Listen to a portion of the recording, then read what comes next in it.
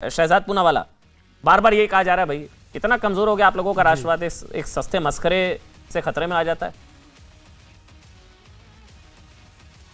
देखिए ऐसा है अमन भाई कि वीरदास हो या राहुल गांधी हो, और एक तरीके से वीरदास कॉमेडी के राहुल गांधी और राहुल गांधी पॉलिटिक्स के वीरदास है। ये बाहर जाकर जब भारत की बदनामी करते हैं और एक श्रृंखला एक सिलसिलेवार तरीके से बदनामी करते हैं हिंदुओं की, भारत की, और आपने देखा होगा अभी हाल ही में कांग्रेस के कितने हिंदू विरोधी बयान आए उसी श्रृंखला में। अभी ये बयान कि दिन में जो पूजा करते हैं वो रात को बलात्कार करते हैं। राहुल गांधी ने कहा था मंदिर जाने वाले लड़कियों को छेड़ते हैं। तो ये श्रृंखला और सिलसिलेवार तरीके से, और फिर कांग्रेस पार्टी उसका बचाव करती है। इससे भारत की छवि को, ना भारत को कोई नुकसान होता है, परंतु एक चीज समझ में आ जाती है कि एक व्यक्ति के विरोध में किस तरीके से आप देश विरोध में बार बार उतर आते हैं। मैं दो तीन पॉइंट कहना चाहता हूं। ये देखिए, ये लोग कहते हैं कि ये जो दो इंडिया की बात कर रहे हैं, बिल्कुल सही कर रहे हैं। भारत में ऐसा होता है। अमेरिका में 4 गुना ज्यादा रेप होते हैं भारत की तुलना में, और भारत की तुलना में अमेरिका की पॉपुलेशन 1/4 है। पर वो अमेरिका के बारे में नहीं बोले रेप के विषय में, नो प्रॉब्लम। ये वही वीरदास है। और अमन जी में माफ कीजिएगा, उनके पुराने ट्वीट्स और अगर उनका एक वीडियो ममता बनर्जी का, मेरे वैचारिक बहुत मतभेद है ममता बनर्जी से, पर मैं उनको एक सम्मानित मुख्यमंत्री के रूप में मानता हूं, एक देश की हमारी नेत्री के रूप में मानता हूं।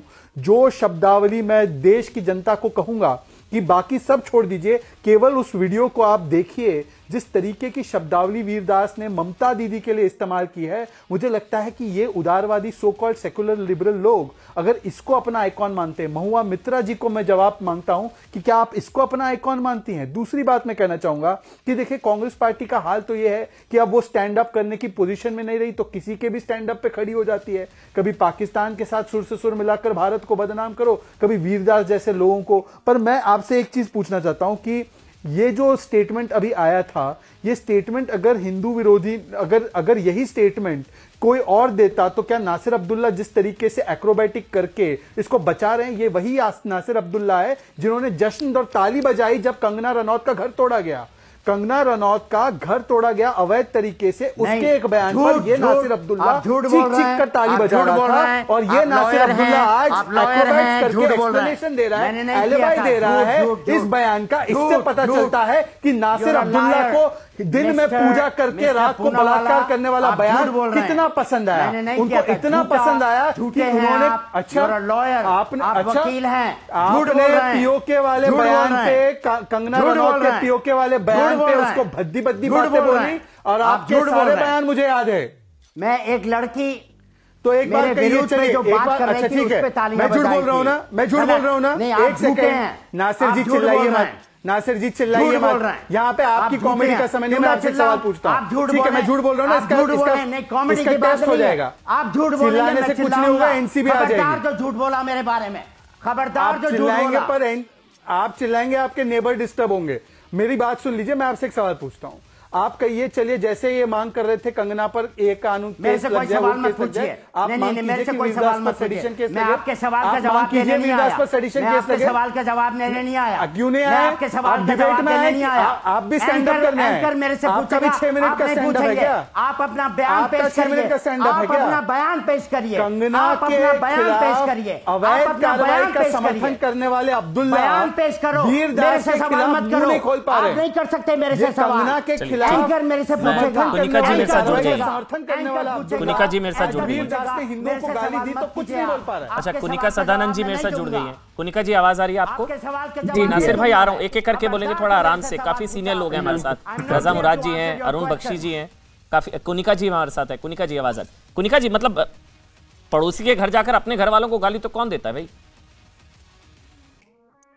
अमन जी, जी मैं ना आज के हमारे देश में जो कॉन्शियसनेस जो है, जो खत्म हो रहा है ना, उस पर हैरान हूँ।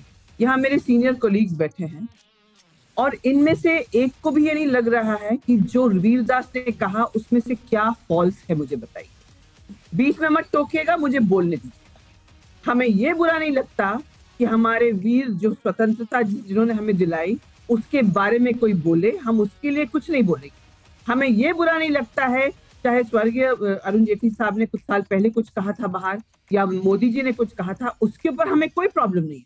जो सच्चाई वीरदास ने, अगर उन्होंने एक एग्रेसिव क्रिटिक की तरह से कहा, उसको हमको ये सोचना चाहिए कि जो ये कह रहा है क्या ये सच है कि नहीं। आपने किसी से पूछा था, मैं गाड़ी में थी और कोर्ट से वापस आई तो मैंने सुना कि आपने पूछा कि अगर ये रोजा, ये कहते कि दिन में रोजा, अरे भाई हम हिंदू हैं, हम देवियों को पूजते हैं। मुस्लिम रिलीजन में या मुसलमान रिलीजन में कोई औरत का प्रतीक नहीं है जिसको पूजते हैं, इसीलिए उसने उसको सिमिलिक में किया। लेकिन आप सबसे पहले मैं पूछती हूँ कि आप लोगों को तकलीफ किस बात से हो रही है? जो जर्नलिस्ट करना चाहिए, जिसको ऑपोजिशन को जो काम करना चाहिए वो नहीं कर रहे हैं। वीरदास ने अगर सवाल पूछा तो आपको उससे प्रॉब्लम है, और क्या प्रॉब्लम है कुनिका जी? मैं बता सकता हूँ, लेके जा रहे हैं।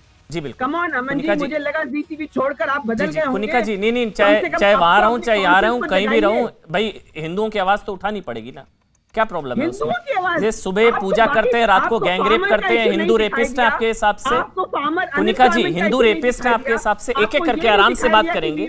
आपने बोला मैंने आपको नहीं टोका, मैं बोलूंगा आप मुझे मत टोके तो अच्छा लगेगा। कुनिका जी बोल रही हूँ, मुझे अच्छा आप कंप्लीट कर लीजिए पहले, फिर मैं बोलूंगा। आप कंप्लीट कर लीजिए जी, बोल लीजिए। हो जाएगा तब जी। मैंने कहा आपको कि आप देखिए हमारे देश के कॉन्शियंस को जगना है। मुझे तो लग रहा है मेरा देश मर चुका है, मेरे देश के लोग एकदम नींद में हैं। क्या हो रहा है? वीरदास ने अगर एक इशू उठाया तो उसके बारे में ये सोचिए कि इसने सही कहा या गलत। अगर सही कहा तो इसको हम कैसे रेक्टिफाई करेंगे, अगर गलत कहा तो उसको पनिश कीजिए। कंगना रनौत को कभी मत कुछ बोलना, क्योंकि Kangana Ranaut is speaking the agenda of the ruling party, ताकि वो डाइग्रेस हो इशू से।